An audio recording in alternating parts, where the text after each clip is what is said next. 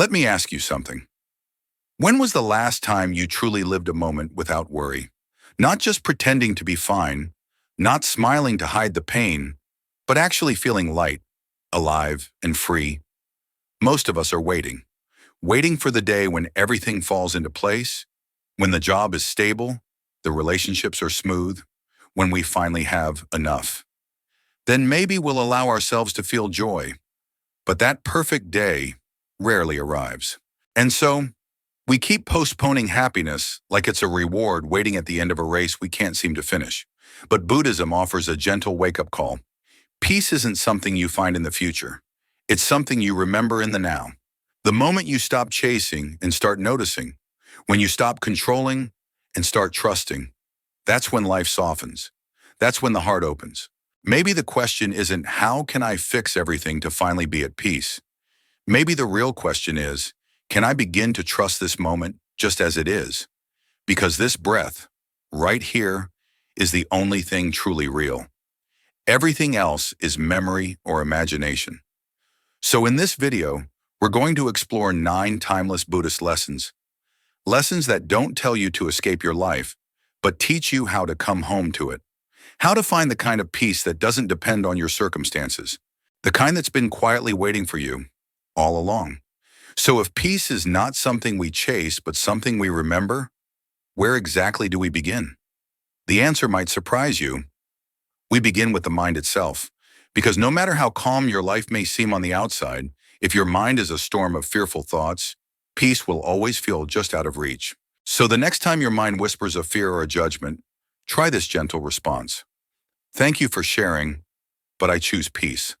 That's where your journey inward truly begins. But noticing your thoughts is only the beginning. The next step on this journey is perhaps even harder. Learning to make peace with what is. Because even when the mind quiets, the heart still resists. We struggle not just with the stories we tell ourselves, but with reality itself. And this is where the practice of acceptance begins. Lesson 2. Acceptance is strength, not surrender. But even when we learn to stop believing every thought, another challenge quietly rises beneath the surface. The refusal to accept what is. We say, if only things were different, I'd be at peace. If only this hadn't happened, I wouldn't be in pain. But Buddhism teaches something radical yet healing. True peace doesn't come from changing your circumstances. It comes from releasing your resistance to them. Acceptance is often misunderstood. People hear the word and think it means giving up, being passive, letting life walk all over you. But that's not what acceptance is. Acceptance is not defeat. It's clarity. It's the moment you stop fighting what already is and start creating space for healing. Think of it like this.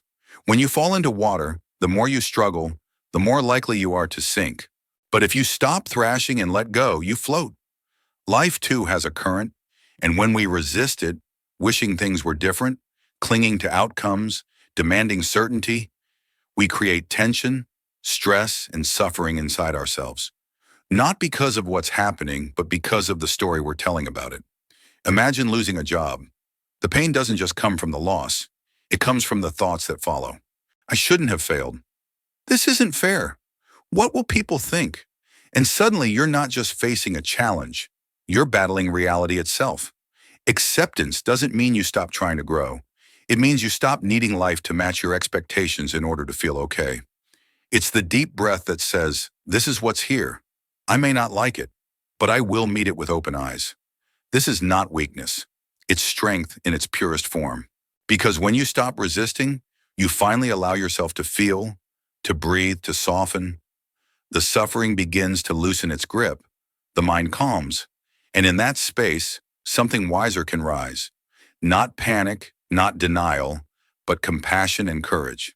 As the Buddha said, pain is inevitable. Suffering is optional. Pain is part of being human. But the suffering, that inner war we wage with reality, that's something we can let go. So if you're holding on to something tightly today, ask yourself, what would happen if I stopped fighting it, just for a moment? You might discover that peace was never waiting in the future. It was waiting in your surrender to this moment. When we stop resisting life, something unexpected happens. Not a grand awakening, but a quiet softening. It's not the silence of everything being perfect, but the silence of finally stopping the struggle. You're no longer arguing with what should be. You're simply breathing with what is. And in that breath, you begin to notice how the sunlight touches the floor, how your chest rises and falls, how the world is still turning even without your effort. It's in that very ordinariness that something sacred appears, not through force, not through control, but through surrender. And from that stillness, you gently arrive, back to where life is actually happening, right here, right now. Lesson 3. Presence, where life truly happens. When we stop resisting life, as we explored in the last lesson, something profound begins to happen. We start to notice the present, not tomorrow, not some imagined future where everything is finally perfect, but now this breath, this heartbeat, this exact moment. Buddhism teaches us that peace and freedom aren't things we chase into the future or recover from the past. They live right here, in the now. It sounds simple, but staying truly present can feel like the hardest thing in the world. The mind wants to pull us into old regrets or race ahead into what-ifs and imagined disasters. Meanwhile, the real moment, the only place life actually happens, is passing us by. Think of your mind like a loud room filled with noise. Worries about work, your health, your relationships, the unknown. But if you gently close that door and step into stillness, you'll find something waiting for you. Peace. Being present doesn't mean shutting down or ignoring problems. It means bringing your full awareness to what is real, right now. The feeling of your feet touching the floor, the sound of your breath entering and leaving your body, the way sunlight falls across the table. Worry cannot survive in that kind of presence. It needs imagination to stay alive. But when you're fully grounded in now, there's no room for fear about what hasn't happened. The nervous system calms, your thoughts soften, and in that stillness, you rediscover your strength. This isn't just a spiritual idea, it's a healing practice. You don't need to sit for hours in meditation. Start small, one breath, one moment, one choice to pause and return. So the next time you find yourself spiraling in thought, try this. Place a hand on your chest, breathe in gently, and say to yourself, right now I am safe, right now I am here, and this is enough. The present moment is your sanctuary. It's not a distant reward. It's a door that's always open. The more you walk through it, the more life begins to flow, just as it was always meant to. And yet, even as we learn to return to the present moment, a quiet resistance often lingers, not from the world, but from within. It's the voice in our heads that questions, worries, doubts. The one that whispers just loud enough to pull us away from peace. To live fully now, we must also learn how to respond to this voice, not with fear, but with compassion. Lesson 4. Befriend the fear. Within most of us carry a constant inner dialogue, one that rarely rests. It's the voice that wakes us at 3 a.m. with a list of what-ifs, the one that doubts our worth, replays old mistakes, and imagines futures filled with failure. This voice isn't our enemy. In fact, it was born from a part of us trying to stay safe. But over time, it became overprotective, anxious, loud. In Buddhism, this voice is not who we are. It's just a passing cloud in the sky of our awareness. And just like we wouldn't yell at the wind, we don't need to fight this voice. Instead, we learn to meet it with gentleness. Try this. The next time your mind spins in fear, don't push it away. Pause. Put your hand on your chest and simply say, I hear you. I know you're trying to help, but right now we're safe. That moment of acknowledgement softens the fear. It reminds your nervous system that it's okay to relax. This isn't weakness. This is deep strength. The kind that chooses compassion over control, the kind that sits beside fear instead of running from it. Because when you do, something beautiful happens. Your fear begins to trust you. It doesn't need to scream for attention anymore. It settles like a child who's finally been heard. This is how we build inner trust, not by silencing the voice, but by speaking to it like a friend. And as this relationship deepens, we become our own safe space. Not because we banish fear, but because we've learned to walk with it, gently, patiently, lovingly. When you learn to sit with fear, without judgment, without running, you begin to realize something deeper. Most of the worry in life doesn't come from the present moment, but from the desire to control the future. And that is exactly where the next lesson begins. Lesson 5. Release the illusion of control. And maybe the gentleness we offer to our inner fears, the kindness of simply being present with our own trembling heart, is what prepares us for the next truth, that we were never meant to carry it all.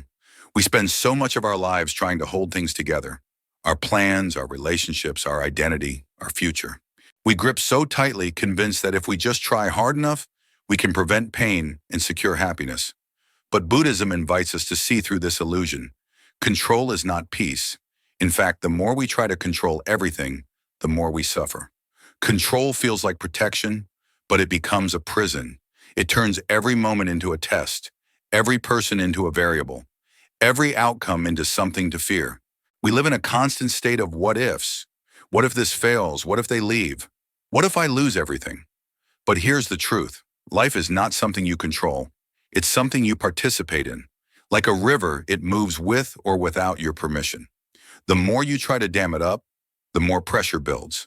But if you learn to float, to trust, to navigate with awareness rather than resistance, life carries you in ways your plans never could. Letting go doesn't mean giving up. It means giving in to a deeper wisdom. It means taking wise action without clinging to the result. You still care, still act, still show up, but without the anxiety of needing everything to go your way. And ironically, it's in that space, when you stop needing to grip life so tightly, that you begin to feel lighter, freer. You sleep better. You breathe deeper. You laugh more. Because you've returned the burden that was never yours to carry. Peace isn't born from a life that's perfect. It's born from a heart that no longer needs perfection to feel safe. Because sometimes the peace we're searching for isn't in holding on tighter, but in learning how to let go with grace. Stay with me. The next step may just shift the way you see everything. When we loosen our grip on control, something strange happens. We breathe a little easier. But then the next fear shows up. What if it never gets better? That's when we must turn to a deeper truth, not of control, but of change, of impermanence. Lesson 6, Impermanence. Even the deepest fears will pass. When you learn to sit with fear, without judgment, without rushing to fix it, something quiet begins to unfold. A deeper truth begins to rise to the surface. Much of our anxiety doesn't come from what's happening right now, but from the mind's attempt to control what might happen next. And that is exactly where this next lesson begins, with the understanding that everything, no matter how overwhelming, is impermanent. In Buddhism, impermanence isn't just a poetic idea, it's a core truth of existence. Everything changes. No feeling lasts forever. Joy comes and goes. Pain comes and goes. So does fear, sadness, uncertainty. They rise, peak, and fall away, just like waves on the ocean. But when you're caught in the middle of fear, it feels eternal. It feels like this moment of panic, or doubt, or sorrow will stay forever. That's the illusion. And that illusion is what creates suffering. Think about a moment in your past when you felt completely lost, when you truly believed you wouldn't make it through. And yet, here you are. You survived. The storm passed, even if it took time. The pain eased, even if it felt unbearable then. And now it lives only in memory. That alone is proof. Your emotions are not permanent states. They're weather. They change, shift, dissolve. They visit you, but they don't define you. When you embrace the truth of impermanence, you stop fighting your feelings. You stop panicking when anxiety comes. Instead, you learn to breathe through it, to witness it like a passing cloud, not a storm that will stay forever. This is the heart of equanimity, the inner steadiness that doesn't collapse every time the weather changes. It doesn't mean you stop feeling. It means you trust the rhythm of life, that every emotion, no matter how intense, is here for a moment, and then it moves on.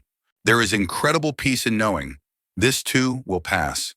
It doesn't make the pain vanish instantly, but it gives you space. It reminds you that no emotion is a life sentence. And so, the next time fear visits or sadness arrives uninvited, place a gentle hand over your heart and remind yourself, I have felt this before, and I have survived it before. And just like before, this too shall pass. Because the storm always moves on, the night always makes room for morning, and even the deepest fears, yes, even them, will eventually soften and release their hold on you. And maybe it's only when you understand that even the storm will pass, as you've learned in the last lesson, that your heart begins to soften. The question is no longer, when will this end? But what beauty is still here, even now? That shift, subtle yet profound, is how the doorway to joy quietly opens. Lesson 7. Joy is a daily practice, not a perfect destination. We've been taught to believe that happiness must be earned. After the problems are solved, the wounds are healed, the future is safe. But life doesn't wait for everything to be perfect. It keeps moving. And if we keep waiting, we risk missing the quiet joys that are already within reach. In Buddhist practice, joy isn't something you chase. It's something you return to, again and again. Not because your life is free from hardship, but because your heart learns to pay attention to what is still good. Joy can be incredibly simple. The warmth of morning sunlight on your skin, the scent of tea rising in silence, the sound of wind through leaves, the softness of a slow breath. It doesn't shout, it doesn't demand. It simply waits for you to notice. And here's the beautiful truth. The more you practice noticing, the more joy reveals itself, even on the hard days, especially on the hard days, because joy in its deepest form isn't the absence of pain. It's the presence of awareness. You stop saying, I'll be happy when, and you begin asking, what can I appreciate now? This isn't about ignoring your struggles. It's not about pretending everything is okay. It's about living honestly, tenderly, choosing to let the small, quiet beauties of the present moment matter.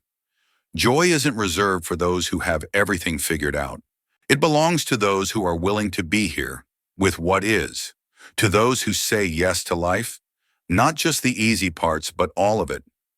So today you don't need to earn joy. You just need to practice it. Start small. Start now. Even in the middle of the mess. Even when you're not sure. Even when your heart feels heavy. Because in this very breath, joy is already possible. And perhaps, just perhaps, this gentle practice of joy is what will carry you forward into the next lesson. With an open heart and steadier steps. And maybe after practicing joy in its quiet, gentle form, you start to notice something deeper. Beneath every small moment of peace, there is something holding it all together. Something always present, yet often forgotten, the breath. It's been there with you all along, in joy and fear, in stillness, in chaos. And now you begin to see, it's not just a function of life. It's a path, a bridge, a home. Lesson 8. Let the breath lead you back to peace. In Buddhist teachings, mindfulness of the breath is not merely a technique. It is a doorway to freedom. The Buddha said, mindfulness is the only path to the end of suffering. And where does that mindfulness begin? Always with the breath. Because when the mind is anxious, it runs. It runs to imagine futures, to regrets of the past. But the breath, soft, steady, present, never leaves this moment. It invites you back, back from worry. Back from distraction, back to now. Try this. Pause. Close your eyes and for just a moment, feel the breath. Inhale, life enters. Exhale, you let go. No grand rituals, no special setting, just you and the breath you were too busy to notice. When you truly observe your breathing, something profound begins to happen. The storm of thought slowly settles. Like ripples fading on a still lake, your mind quiets. Not because you forced it, but because you stopped fueling it. Every inhale becomes a reminder. I am here. Every exhale becomes a release. I can let this go. And in that simple rhythm, you remember who you are. Beyond fear, beyond thought, beyond striving. The breath becomes your anchor when life feels like it's spinning. It becomes your refuge when everything else feels uncertain. Because no matter how loud the world gets, the breath whispers, you are alive. You are still here. And this moment is enough. So don't wait for a perfect setting or a silent room. Mindful breathing can happen anywhere. On a crowded bus, in a tense meeting, or while washing dishes. All it asks is your presence. Let the breath guide you back. Let it soften you. Let it remind you that peace is never far. It's right here, riding on the rhythm of your own body. And maybe, as you deepen your relationship with the breath, you'll realize you were never as lost as you thought. You were just one conscious breath away from coming home. After sitting with your breath, you begin to notice something subtle but profound. The breath doesn't take away your sadness or fear. It simply allows you to face them without panic. You stop running. You stop fixing. And in that stillness, something unexpected happens. You begin to see clearly, not from fear, but from presence. And this quiet seeing is what prepares you for one of the most powerful teachings in all of Buddhism, the Four Noble Truths. Lesson 9. Understand suffering to be free. The Buddha didn't promise a life without pain. He never said, "Follow me and everything will be easy." What he offered instead was a path of freedom, a way to meet suffering not with resistance, but with wisdom.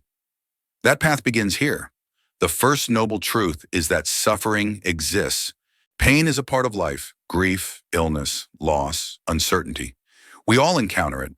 Pretending otherwise only deepens our confusion. The second noble truth teaches that suffering has a cause. It arises from clinging to what we love, to who we think we are, to how we want life to unfold. Behind most of our suffering is a silent whisper. This should not be happening. The third noble truth offers hope. Suffering can end. When we loosen our grip, when we stop identifying with the pain, peace becomes possible. Not because life is perfect, but because our mind no longer demands it to be. The fourth noble truth shows the way out. The Eightfold Path. Right view, right action, right mindfulness. It's not a quick fix, but a daily practice of living with clarity, compassion, and letting go. These aren't abstract ideas, they're a mirror for your own heart. When you begin to live them, you no longer fear your pain. You meet it, you understand it, and in that understanding, it softens. Suffering doesn't mean you're broken, it means you're alive. And when you stop running from it, it stops chasing you. You begin to walk with life, not against it. And that is when real freedom begins. Let this truth sit with you like a quiet bell in the chest. You don't have to fix everything to be free. You only have to see it clearly. And that is the beginning of peace.